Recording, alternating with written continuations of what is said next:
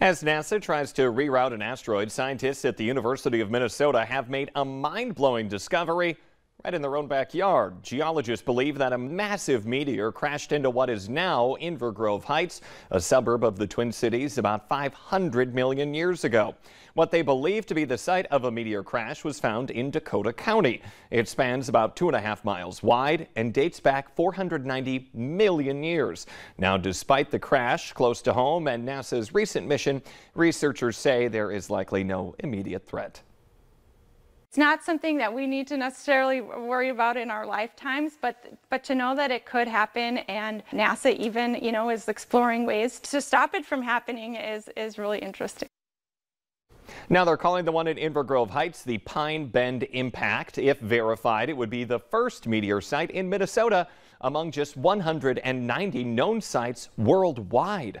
About a third of all known meteor sites are buried, like the one found in Inver Grove Heights. Now Steenberg is trying to get her findings published and then get the site added to an official count.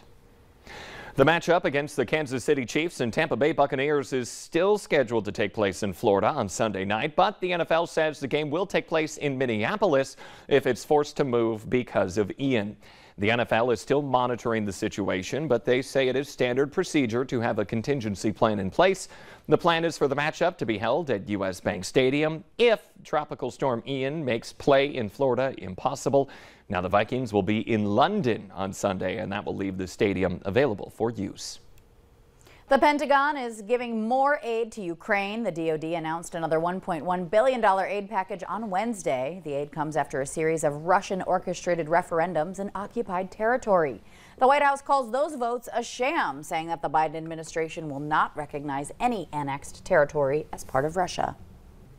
Vice President Kamala Harris is spending the last day of her trip to Asia at the heavily fortified demilitarized zone as she tries to demonstrate the U.S. commitment to its Asian allies. The visit comes on the heels of North Korea's latest missile launches and amid fears that it may conduct a nuclear test. It also comes after President Joe Biden signed a law regarding electric vehicle production that South Koreans feel undermines automakers like Seoul-based Hyundai. Harris met with the South Korean President Yoon Suk-yeol and praised the alliance between the two countries. Harris and Yoon were expected to discuss security issues and defending South Korea from North Korean aggression, as well as economic and technology partnerships.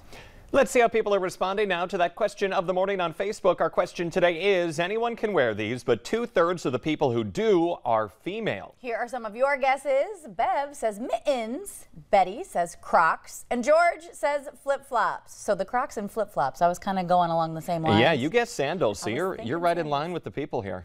The people. To leave your answer, check out the question on our Valley News Live Facebook page. We will be back with the correct answer a little later on.